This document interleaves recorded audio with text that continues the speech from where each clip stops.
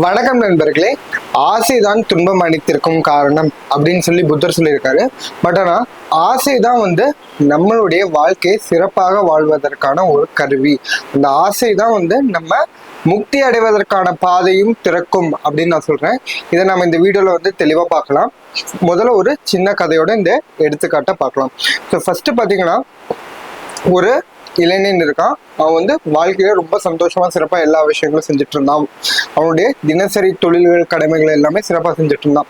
அதுக்கப்புறம் ஒரு நாள் திடீர்னு அவனுக்கு எங்க இருந்தோ ஞானம் வந்துருச்சு. நம்ம இந்த உலகத்தை காப்பாற்றணும், நம்ம தான் இந்த உலகத்தை உய்ய வைக்கணும் அப்படின்னு சொல்லிட்டு, இதுக்கு ஒரே வழி துறவி ஆகணும் அப்படின்னு சொல்லிட்டு அவன் என்ன பண்றான், எல்லாத்தையும் துறந்துட்டு காட்டுக்கு போயிட்டான். காட்டுல போயிட்டு நம்ம தவம் செய்யலாம் அப்படின்னு சொல்லிட்டு அந்த காட்டுல அமைதியா தவம் செஞ்சதான் நம்ம ஞானம் அடைய முடியும் அப்படின்னு சொல்லி போயிட்டான். ஸோ அதுக்கப்புறமேட்டு பாத்தீங்கன்னா ஒரு நாள் ஆச்சு, 2 நாள் ஆச்சு, 3 நாள் ஆச்சு, 4 நாள் ஆச்சு. அதுக்கப்புறம் பாத்தீங்கன்னா அவனுக்கு உண்றதுக்கு உணவும் கிடைக்கல, குடிக்கிறதுக்கு தண்ணியும் கிடைக்கல. அப்ப ரொம்ப டயர்ட் ஆயிட்டான். ஸோ அப்ப பாத்தீங்கன்னா அந்த டென்ஸ் ஃபாரஸ்ட் அடர்த்தியான காடுகள்ல பாத்தீங்கன்னா அவனுக்கு ஒரு புலி உருமக்கூடிய சத்தம் கேட்குது. உடனே பயந்துட்டு அவன் என்ன பண்றான், மரத்து மேல போய் ஏறி உட்காந்துக்கிறான். ஸோ மரத்து மேல ஏறி உட்காந்து அவன் கீழே என்ன நடக்குதுன்னு பார்ப்பான். அப்போ அவனுக்கு ஒரு அதிசயமான ஒரு காட்சி தெரியுது. ஒரு கால் உடைந்து போன நரி இருக்கு. இந்த புலி என்ன பண்ணுதுன்னா, ஃப்ளஷ் உணவு எடுத்து கொண்டு வந்துட்டு இந்த கால் உடைந்து போன நரிக்கு இது கொடுக்குது. ஸோ இதை பார்த்து அவனுக்கு உடனே மனசுல கிளிக் ஆகுது. கடவுளும் நமக்கு ஏதோ ஒரு மெசேஜ் சொல்ல வர்றாரு. ஸோ நம்ம நம்மளுடைய தியானம் தவத்துல தவ முயற்சியில் நம்ம சிறப்பாக ஈடுபட்டோம் அப்படின்னா நமக்கு தேவையான விஷயங்கள் நம்மளையே அடையும், தானாக அடையும் அப்படின்னு முடிவு பண்ணிட்டு உடனே அவன் இந்த மாதிரி தவம் செய்ய ஆரம்பிக்கிறான். மறுபடியும் நாட்கள் கடந்து போகுது. அதுக்கப்புறமேட்டு பார்த்தீங்கன்னா அவனுக்கு எந்த விதமான உணவுப் பொருட்களும் சாப்பிட்றதுக்கும் கிடைக்கல. ஸோ அப்போ அவன் ஒரு ஸ்டேஜ் ரொம்ப டயர்டாயிடுறான், என்னடா ஒன்றும் நடக்கலன்னு சொல்லிட்டு. அதுக்கப்புறமேட்டு பார்த்தீங்கன்னா அந்த வழியில ஒரு மெச்சூர்டான ஒரு வயதான முதியவர் பாஸ் பண்ணி போகிறாரு. ஸோ அவர் பார்த்துட்டு இந்த இளைஞனோட நிலைமை பார்த்துட்டு அவர் ஃபர்ஸ்ட் கொஞ்சம் தண்ணி கொடுக்குறாரு. அதுக்கப்புறம் அவர்கிட்ட இருக்கக்கூடிய உணவுப் பொருட்கள் என்ன சேமிச்சு வச்சுருக்காரோ அதை அவர் கொடுக்குறாரு. கொடுத்துட்டு அதுக்கப்புறம் அவர்கிட்ட கேட்குறாரு, என்னப்பா ஆச்சு, ஏன் இப்படி இருக்கா அப்படின்னு சொல்லி கேட்குறாரு. அப்போ அவன் கதையை சொல்றான், இந்த மாதிரி உலகத்தை உய்ய வைக்கணும் அப்படின்னு சொல்லிட்டு நான் அடர்த்தியான காடுகளுக்கு நடுவில் தியானம் பண்ணலாம் அப்படின்னு சொல்லி எல்லாம் துறந்துட்டு வந்துட்டேன். பட் ஆனால் பார்த்தீங்கன்னாலும் எதுவும் பிரயோஜனம் இல்லை. அதுக்கப்புறம் இந்த மாதிரி ஒரு புலி உடைந்து போன காலுடைய நரிக்கு உணவு தந்துச்சு. அதனால நானும் அதே மாதிரி நடிச்சுட்டு நான் அந்த மாதிரி தியானம் பண்ண. பட் ஆனால் எனக்கு யாருமே எதுவுமே கொடுக்கவே இல்லை அப்படின்னு சொல்றாரு. அப்போ அவர் சிரிச்சுக்கிட்டே சொல்றாரு, நீ உன்னைய அந்த உடைந்து போன காலுடைய ஊனமான நரியினுடைய பொசிஷன்ல பாக்குற, நீ ஏன் அந்த உலகத்துல அந்த புலியோட இடத்துல உன்னை பார்க்கல. சரி, இப்ப நீ இந்த உலகத்தை உய்ய வைக்கிற அப்படின்னு சொல்லிட்டு ஞான பாதையை தேடிட்டு துறவியா வந்துட்ட. பட் ஆனா நீ தான் இந்த உலகத்துக்கு எல்லா விஷயங்களும் செய்ய வேண்டும். இந்த மாதிரி கஷ்டப்படக்கூடியவங்களுக்கு, துன்பப்படக்கூடியவங்களுக்கு நீ தான் எல்லாம் செய்யணுமே தவிர, நீ உன்னை ஒரு அடிபட்ட நரி மாதிரி நினைச்சுக்கிட்டு ஒரே இடத்துல முடங்கி இருக்கக்கூடாது. நீ தான் எல்லா இடத்துக்கும் போய் செய்யணும் அப்படின்னு சொல்றாரு. ஸோ இந்த கதையில நமக்கு என்ன தெரியுது அப்படின்னு பாத்தீங்கன்னா, நம்ம சிறப்பா மற்றவங்களை எல்லாரையும் சிறப்பா வைக்கணும் அப்படின்னு பாத்தீங்கன்னா நமக்கும் பணம் தேவை. ஸோ அந்த பணமும் வேணும் அப்படிங்கிறதும் ஒரு ஆசை தான். சரிங்களா? ஃபர்ஸ்ட் யார் இந்த ஆசையை வேணாம் இந்த காலத்துல சொல்றாங்க. இப்போ நீங்க ஒரு யூடியூப்ல பாக்குறீங்க, அவங்க ஆசை தான் எல்லா துன்பத்துக்கு காரணம், ஆசையை திறந்துருங்க அப்படின்னு சொல்றாங்க. வச்சுக்கோங்க, அந்த யூடியூப் சேனல்ல வச்சுட்டு பேசுறவனோட பேக்ரவுண்ட் பாருங்க எப்படி இருக்குன்னு. எந்த பேக்ரவுண்டுமே தெரியல. சிம்பிளான விஷயம், ஒரு யூடியூப் சேனல்ல பேசணும்னா அவனுக்கு ஒரு கேமரா வேணும், அதுக்கப்புறம் ஸ்டாண்ட் வேணும், லைட் வேணும், அதுக்கான இடம் வேணும். இந்த மாதிரி பல விஷயங்கள் இருக்கு. இது எல்லாமே அவங்களோட ஆசையில வந்திருக்கு. அது மட்டும் இல்லாம இந்த யூடியூப் சேனல்ல அவங்களுக்கு இத்தனை பேருக்கு முன்னாடி பேசும்போதே பாத்தீங்கன்னா அதுவே ஒரு ஆசை தான். தான் சொல்லக்கூடிய கருத்தை இந்த உலகத்தில் இருக்கவர்கள் கேட்க வேண்டும்.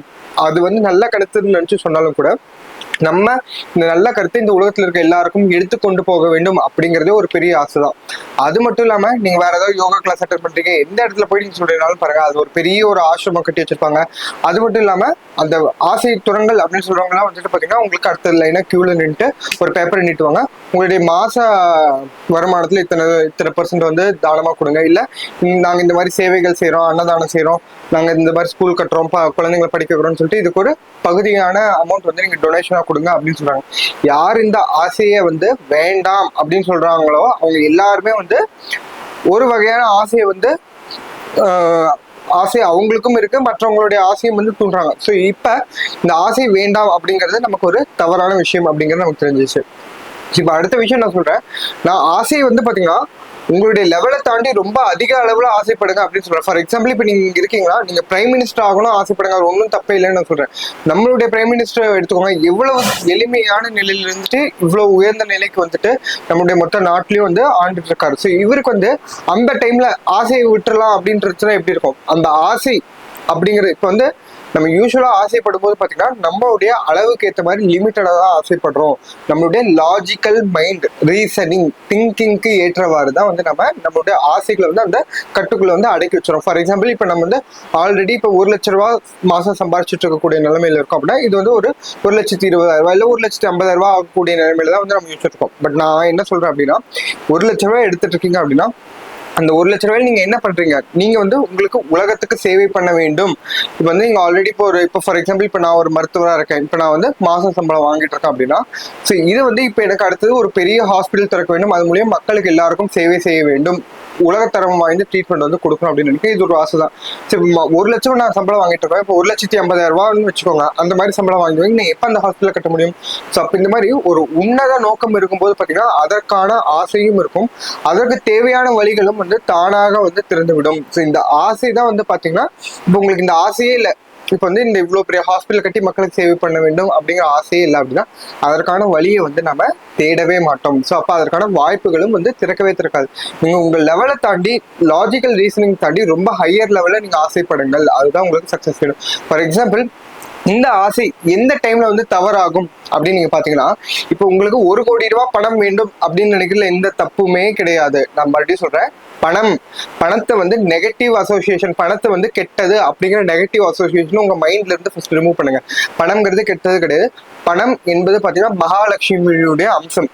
பணம் ஜாஸ்தி வருது அப்படின்னா மகாலட்சுமியினுடைய வரவு வந்து ஜாஸ்தியா இருக்கு, மகாலட்சுமியினுடைய அருள் ஜாஸ்தியா இருக்கு அப்படிங்கறத கிளியரா தெரிஞ்சுக்கோங்க. பணம் வச்சிருக்கவங்க கெட்டவங்க அப்படிங்கிற விஷயத்த வந்து மனசுல இருந்து நீங்க நீக்குங்க, சரிங்களா? ஃபர்ஸ்ட் நானே வந்து ஒரு யோகா கிளாஸ்ல அட்டன் பண்ணும்போது சொல்றாங்க ஆசை வந்து துறக்கணும். இப்போ ஒருத்தர் வந்து கார் வச்சிருக்கான்னு பாத்தீங்கன்னா அவங்க வந்து என்ன சொல்லுவாங்கன்னு நினைக்கிறீங்க, கார் வச்சிருக்கான் இவன் வந்து இவ்வளவு கஷ்டப்பட்டு சம்பாரிச்சான் அப்படின்னு சொல்லுவாங்கன்னு நினைக்கிறீங்களா? இல்ல அவன் கார் வச்சிருக்கான், எத்தனை பேர் வயிற்றுல வந்து அடிச்சு இந்த காசை சம்பாரிச்சு இந்த காரை வாங்கணும் அப்படின்னு சொல்றாங்க. ஸோ அப்போ வந்து கார் வச்சிருக்கவங்க எல்லாருமே இந்த மாதிரி பாவத்தை சம்பாரிச்சு தான் வாங்குறாங்களா? இல்லைங்களா? ஸோ எல்லாருமே அவங்கவுங்க வாழ்க்கையில பல வகையான கஷ்டப்பட்டு தான் வந்து பல வகையான பொருட்களை வந்து ஈட்டுறாங்க. ஸோ பணத்தை வந்து எப்பவுமே அதனுடைய நெகட்டிவ் அசோசியேட் பண்றதை நீங்க நிறுத்திக்கோங்க ஃபர்ஸ்ட். இப்போ உங்களுக்கு 1,00,00,000 பணம் வேண்டும் அப்படின்னு நினைக்கிறதுல எந்த விதமான தப்பும் இல்லை. ஆனா இந்த 1,00,00,000 நம்மளுடைய உழைப்புல வந்து நம்பி வரணும். அது இல்லாம இப்ப அண்ணன் தம்பி சொத்து இருக்கு, இதுல வந்து இவன்ட்டு இருந்து ஜாஸ்தி சொத்தை வாங்கி அந்த பணத்தை வந்து நம்ம அபகரிக்கணும், அந்த ஆசை தான் வந்து தவறான ஆசை. தவறான எண்ணத்திலிருந்து பிறக்கக்கூடிய ஆசை மட்டும் தான் தவறான ஆசை. இப்ப எனக்கு 1,00,00,000 வேணும், எனக்கு இல்ல 10,00,00,000 வேணும், அப்ப கிடைச்சாதான் வந்துட்டு நான் வந்து மாசம் மக்களுக்கு வந்து நான் சேவை செய்ய முடியும், அவங்களுக்கு வந்து அன்னதானம் செய்ய முடியும், இல்ல ஒரு ஸ்கூல் கட்ட முடியும். இந்த மாதிரி பல வகையான எண்ணங்கள் இருக்கும்போது அந்த எண்ணங்கள் வந்து நிறைவேறதுக்கான வாய்ப்பு வந்து அது கொடுக்கும். பொருள் இல்லாருக்கு அவ்வுலகம் இல்லை, பொருள் இல்லாருக்கு இவ்வுலகம் இல்லை, அருள் இல்லாருக்கு அவ்வுலகம் இல்லை, பொருள் இல்லாருக்கு இவ்வுலகம் இல்லாகி யாங்கு அப்படின்னு வந்து வள்ளுவரா அதான் சொல்லியிருக்காரு. பொருள் இல்லை என்றால் இந்த உலகத்துல இல்லை. இன்னொரு விஷயம், இந்த உலல்ல இந்த நிமிஷத்துல வந்து நம்ம உயிரோட இருக்கோம் அப்படின்னு பாத்தீங்கன்னா இதுவுமே ஒரு ஆசைதான். நம்மளுடைய வயிற்றுல இருக்கக்கூடிய செல்ஸ் வந்து உணவை ஜீரணிக்க வேண்டும் அப்படிங்கிற ஒரு ஆசை இருக்கிறனால தான் நம்ம இவ்வளவு நிம்மதியா இருக்கும். இந்த உயிர் இந்த இந்த உலகத்துல வாழ வேண்டும் அப்படின்னு ஆசை இருக்கிறதுனாலதான் நம்ம இந்த உலகத்துல வந்து வாழ்ந்துருக்கோம். இது வந்து பாத்தீங்கன்னா எவல்யூஷன்ல இருந்து ரொம்ப அடிப்படையாக வந்தது. இப்போ ஒரு செடி இருக்குன்னா அந்த செடி அதுவும் வாழ வேண்டும், அது மட்டும் இல்லாம பாத்தீங்கன்னா அது வந்து இன்னும் அந்த செடி வந்து நிறைய லெவல்ல வந்து அதை ப்ரொடியூஸ் பண்ண வேண்டும் அப்படிங்கிற ஆசை வந்து அதுக்கு எக்கச்சக்கமா இருக்கு. அதனாலதான் அது எக்கச்சக்கமான விதைகளை வந்து ப்ரொடியூஸ் பண்ணுது. 1000 விதை வந்து விழுந்தால்தான் ஒரு விதை முளைக்கும்னால அந்த மாதிரி அந்த ஆசைங்கிறது வந்து பாத்தீங்கன்னா ரொம்ப அந்த ஓரறிவு உயிரினத்துல இருந்து ஆரம்பிச்சு அது வந்து இன்பில்ட்டாவே இருக்கு. இந்த ஆசை தான் வந்து வாழ்க்கையில எல்லா விஷயத்துக்கும் வெற்றி தர வேண்டும். இப்ப எனக்கு முக்தி அடைய வேண்டும் அப்படிங்கிறதே வந்து ஒரு பெரிய ஆசை தான். அந்த ஆசை இல்லாதவன் அந்த முக்தி நிலையும் அடைய முடியாது. எந்த விதமான சின்ன விஷயத்துல இருந்து ஆரம்பிச்சு எவ்வளவு பெரிய விஷயத்துக்கும் ஆசை என்பது மிக மிக மிக முக்கியமான ஒன்று. இந்த மண்ணாசை பொன்னாசை பெண்ணாசைன்னு சொல்றாங்க, எல்லா ஆசையுமே வந்து சரியானதான். பட் ஆனா அதுல எந்த விதமான தவறான நோக்கங்களும் இருக்கக்கூடாது. இதைதான் வந்து பாத்தீங்கன்னா காம குரோத லோப மோக மத மாச்சரியா அப்படின்னு சொல்ல 6 வகையான தீகுணங்கள் சொல்றாங்க. பேராசை, சினம், கடும்பற்று, முறையற்ற பால் கவர்ச்சி, வஞ்சம், உயர்வு தாழ்வு மனப்பான்மை, இந்த மாதிரி எந்த விதமான தீய குணங்களோட வந்து உங்களை அட்டாச் பண்ணி அதுல இருந்து எழக்கூடிய ஆசை தான் வந்து தவறானதை தவிர, நல்ல எண்ணத்தினால் எழக்கூடிய எல்லா ஆசைகளும் வந்து மிக மிக சிறப்பானதாகவே அமையும். அது உங்களை வந்து வாழ்க்கையில அடுத்த படியில எடுத்துட்டு போறது மட்டும் இல்லாம வாழ்க்கையில எல்லா வெற்றிகளையும் தரும். இந்த வீடியோ வந்து உங்களுக்கு பயனுள்ளதா இருந்திருக்கும் நம்புறேன். இந்த வீடியோ உங்களுக்கு பிடிச்சிருந்துச்சு அப்படின்னா கண்டிப்பா ஒரு லைக் கொடுங்க.